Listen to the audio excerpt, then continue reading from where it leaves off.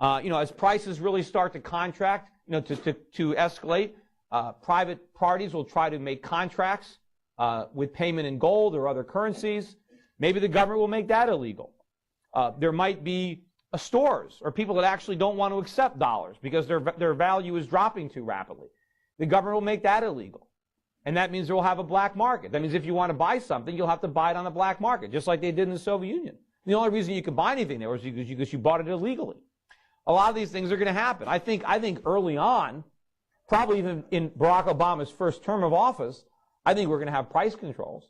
I think prices will be rising so rapidly, maybe even by next year, that they're going to impose price controls on a number of products. Probably energy, probably gasoline, probably milk, bread, and I mean, we're repeating all the mistakes of the 1930s. We might as well repeat the mistakes of the 1970s. And so when they put on price controls, what's that going to be? Shortages, blackouts, long lines for gas, long lines for food, a lot of things are going to happen. I just mentioned that. I mean, everybody now, of course, is talking about the 1930s and saying, oh, no, we can't repeat the mistakes of the 30s. Well, that's exactly what we're doing. I mean, the popular notion is that we had a depression because Hoover was so irresponsible that he trusted the free market and he did nothing. And because he did nothing, we had a depression. And then Roosevelt rode to the rescue and saved the day with big government. Well, the reality, of course, is that we had a depression because, A, we had a Federal Reserve that was too easy in the 1920s and created a boom. And then when the boom bust, Hoover ignored the good advice of his Secretary of the Treasury, which maybe is the last time the Secretary of the Treasury ever gave anybody any good advice. And instead of allowing the free market to work, he came up with all kinds of crazy things to bail people out and to prop things up and to distort prices and fix wages and all kinds of things that created the Depression. And then Roosevelt came in and proceeded to make it worse. And everything that Roosevelt did exacerbated it and made the Depression great. And we eventually got out of it after the Second World War. But how can anybody say that we got out of it because of Roosevelt? We got out of it despite Roosevelt. We would have got out of it a lot faster had Roosevelt not just expanded the failed policies of Hoover. And that's very similar to what's happening now. You got Bush, who is the Hoover now of this generation, who is now associated with the free market, who is nothing but anything like the free market. And now we have Barack Obama, like Roosevelt, coming in to save the economy with big government. Of course, the government is already huge. Maybe he hasn't figured that out. When Hoover left office, I think the federal budget was about $4 billion. That was the whole thing. And Roosevelt doubled it to about $8 billion. Now we're $3 trillion. $3 trillion.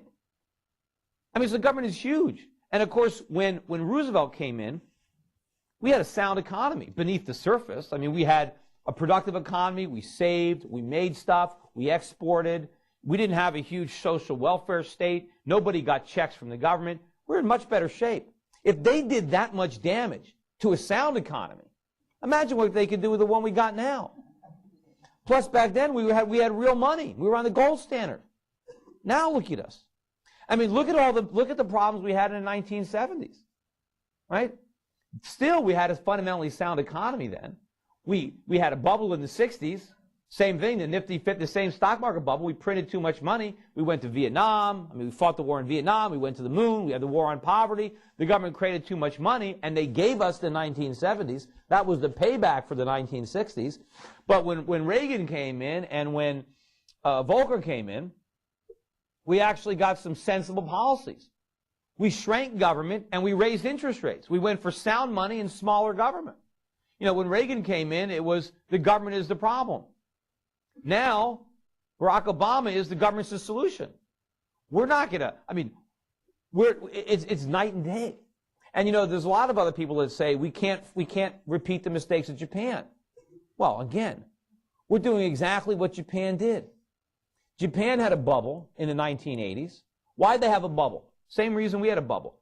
They kept their interest rates too low. Why did they do that? To keep the yen artificially low, because they didn't want the dollar to collapse. Kind of like what we did with Great Britain in the 1920s. Very, very similar. So the Japanese kept interest rates too low. And they're still too low. But they kept them too low, and they had a bubble. Two bubbles, stocks and real estate. Pretty familiar. Stock market bubble burst first, real estate bubble 2 or 3 years later. And of course, real estate prices are still falling in Japan. What was it, 15, 20 years later? They've fallen 70 or 80%. And that's in a country where you lose faith if you don't pay your debts. You know, they didn't, you know, so I mean, if you can, and they have high savings. But the problem in Japan was the government in Japan refused to allow the market to function. Didn't want to take the pain of the deleveraging and the unwinding of the bubble. So they intervened and intervened and intervened and ran up the deficits and postponed this thing and dragged it out. But the main difference between Japan and America is Japan was a wealthy nation that could afford all that big government. I mean, they would have been better off without it, but the Japanese economy, beneath the surface, was so competitive and so fundamentally sound that they survived anyway. They had enough domestic savings to fund the growth of government. The Japanese didn't borrow any money from anybody else. Nobody would lend it to them. The Japanese citizens financed that gigantic government.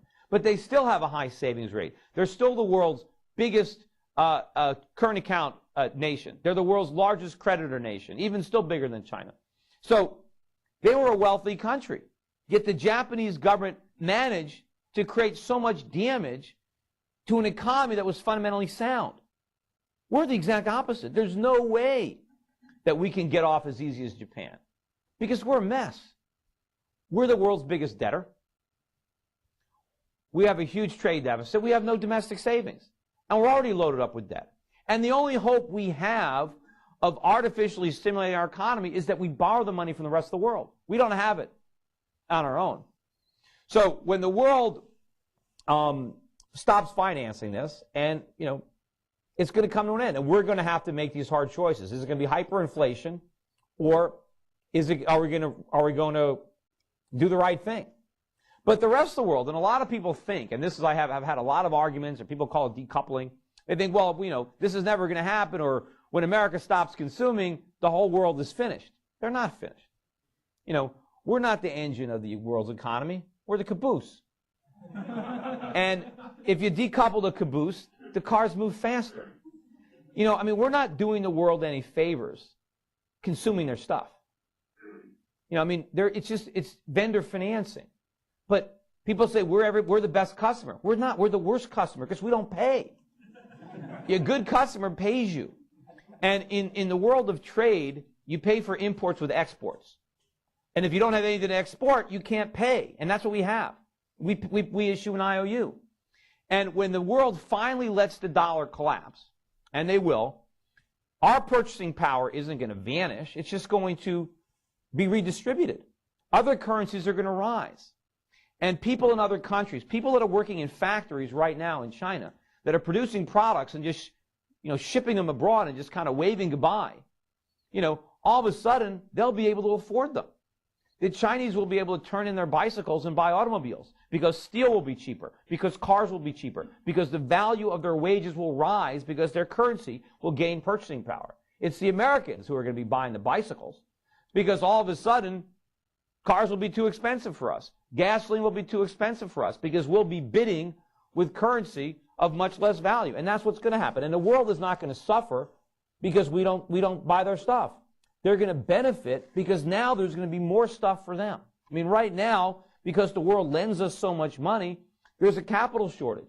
Wouldn't the world be better off investing their savings productively in their own countries rather than just giving them their savings to us? Wouldn't they be better off enjoying the fruits of their own labor rather than laboring while we enjoy the fruits? It's obvious, and it's going to happen. Anyway, I don't know how long I've been talking. Huh? But anyway, did I have any time for any questions? Oh. Anyway, well, that's it. And